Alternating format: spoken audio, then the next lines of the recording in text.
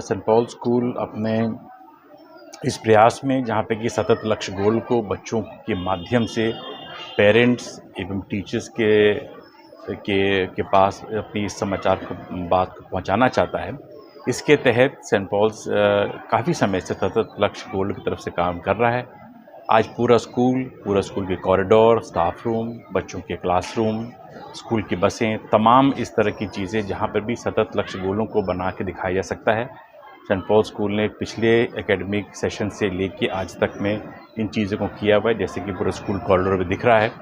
मगर हम लोग को ये लगा कि 17 लक्ष्य के अलावा 3 ऐसे लक्ष्य पे हम फोकस करें जिससे बच्चों के माध्यम से उनके माँ बाप, उनके घरों में और शहरों में हम इन बात को ले आ सकें। इसके तहत 17 लक्ष्य में से हमने 3 लक्ष्य को चूज़ किया। हमने उसका सिंबल बनाया है 3 का, जिसका कि नाम है F.E.W, जिसमें हमने ज़ीरो हंगर, एनर्जी और इलेक्ट्रिसिटी के बारे में बात करिए कि इनका किस तरीके से इनका सोर्स लिमिटेड है और किस तरीके से सस्टेनेबल लाइफस्टाइल के ज़रिए इन तीनों पे महत्व हम लोग को देना चाहिए। इसका ये मतलब नहीं कि बाकी 17 गोलों का महत्व नहीं है, पर उन 17 में से फ़िलहाल आने वाले इस सत्र के लिए हमने इन 3 गोलों को चूज़ किया है और बच्चों के माध्यम से और हम लोग चाहते हैं कि हम लोगों ने इसके स्टिकर, इसका क्रिएटिव, इसका प्रमोशन आइटम बनाया है, जहाँ कि बच्चे जगह जगह पर जाके इस चीज़ का प्रचार करेंगे कि हर आदमी, जैसे आज बच्चे क्लासरूम से बाहर फील्ड में जाते हैं रिसेस के टाइम में टिफ़िन खाने के लिए, तो जाने से पहले वो क्लासरूम की बत्तियाँ बुझा के जाए। इस तरह की चीज़ों को करते से हम लोग को ऐसा यकीन है कि सतत लक्ष्य गोल की इन 3 गोलों को हम सेंट पॉल्स एक स्टूडेंट बॉडी के ज़रिए ज़रूर इम्पैक्ट कर सकेंगे। यही लक्ष्य था हमारा आज का। जी, धन्यवाद। इस कार्यक्रम की मुख्य अतिथि आज इस कार्यक्रम में बुलाने के लिए, चूँकि हम लोगों ने बहुत बड़ी पेरेड कम्युनिटी है तो सबको तो नहीं बुला सकते थे, पर हमने कुछ ऐसे लोगों को निमंत्रण दिया इसमें जिनको कि सस्टेनेबल डेवलपमेंट गोल या सतत लक्ष्य गोल की समझ हो। इसके तहत हम लोगों ने आज SDM सदर जो हैं मैडम नेहा बंधु को बुलाया हमने उनको। मिस बंधु ने बहुत अच्छी बातें कहीं। उन्होंने बताया कि किस तरीके से स्टूडेंट बॉडी एक इम्पैक्ट बॉडी हो सकता है, जिससे कि एक सस्टेनेबल लाइफ को हम लोग सोसाइटी में बात रख सकते हैं। और इसी के तहत हम लोगों ने आज ऐशपरा परिवार के घर से लोगों को इनवाइट किया था। सराफ परिवार हमारे साथ बहुत सालों से इस काम में जुड़ा हुआ है। उन्हीं के साथ मिलके हमने पहला कंटेनर स्कूल स्थापित किया था। इनके साथ ही साथ जो 9 हैं, अमर तुलसियान जी हैं और शंभू शाह जी जो कि गीता से हैं, इन सबों के साथ मिलके हमने इसको शुरू किया था। तो हम लोगों ने आज ये कोशिश की कि जब ये ऐसा कार्य हम लोग करें तो उनको भी हम साथ लेके चलें। तो आज भी उन तीनों लोगों को हम याद करते हैं और उनको धन्यवाद देते हैं कि सेंट पॉल्स की इस यात्रा में उन्होंने साथ दिया। हमसे बात करने के लिए धन्यवाद। My understanding of sustainability, the impact that it has, and how it's defined the culture of St. Paul's. And before I begin to express the projects that St. Paul's has been involved in terms of sustainability, I also like to first mention the very presence of Deepika Shweta here, because your family, this is the only family as we remember that has had 3 generations of people that have studied through the corridor of St. Paul's. When we began the first project of sustainable development goals with the conversion of shipping containers into schools, this was the first family that we had gone to, and a very loud applause for them for supporting the project, for setting up the first school. Our first project, when we as the governance of St. Paul's decided to partake in sustainability, was flagged in 2019 on the 25th of May from the British Parliament. It was an amazing journey for us to be in the British Parliament, to have that launched, where we launched the project WOSC, that is Out of School Children, that promoted goal number 4 and goal number 17.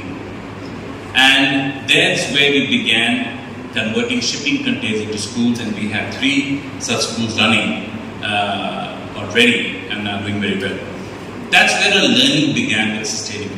And we began to understand that for the students, as you very rightly said, that they are an amazing impact body. The student body is an amazing impact body.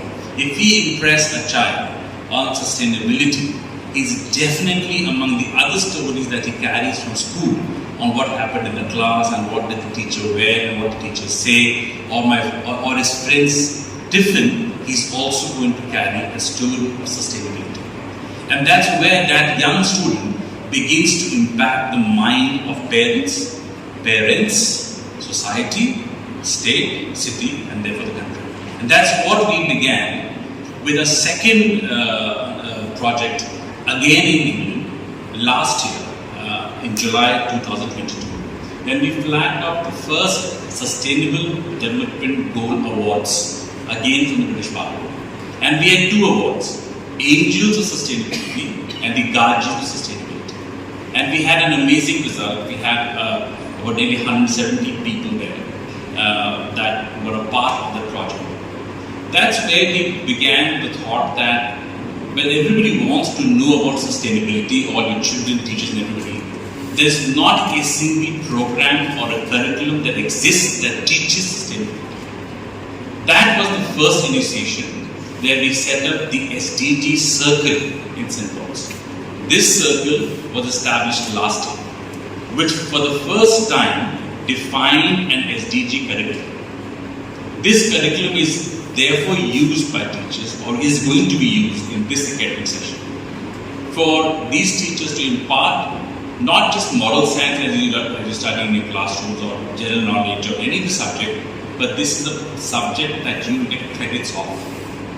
So we have now designed the curriculum. We are in the process of taking publication on that, and we've had the privilege to meet the high governance of the state to put across to them that this is something that can be taught on all schools. There is my elder sister made me realize that how much water I am wasting. So from that day to this day, I am trying to develop that I don't waste that water.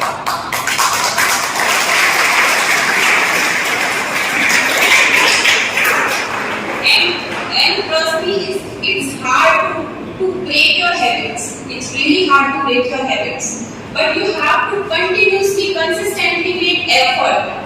If you think, okay, that guy is doing something good, I should adopt that. And it will take, there is 21 days of rule. That if you keep that habit for 21 days, it becomes a regular habit. So initially, some inertia may develop. You may not adopt that habit completely. But try to do it for 21 days. If you want to wake up continuously early at the morning, so try to do it for 21 days and you will realize that at 22nd, 23rd day, it becomes really easy. Third, energy. So, as you all know, India as a country, we have as many resources as we want, but we have a huge population to cater. We need a lot of energy for development. So energy, in context of energy, we really need to save electricity. We really need to switch off the lights when we go out. So in my home, I used to see that my parents always used to use natural light in a day. When you read, when you study at daytime, try to keep the windows open, try to keep the door open and use natural light. Sun is our best resource and best source of light and energy. So try to do that, use natural light when you study. And secondly, electricity and energy is limited. We need to use it as unlimited resources. Have you noticed when there is power failure, how we try to save our inverter battery? And that kind of habit should be adopted when we are using the regular electricity. So I really hope these many examples which I am still trying to adopt. I am not saying that I adopt all these habits, but I still try to adopt. This planet has enough for everyone's need. but not everyone's greed. We need to understand it. We need to adopt habits that help us build a sustainably developed planet, and we really need, and I really hope children are our best hope. And the campaign you are running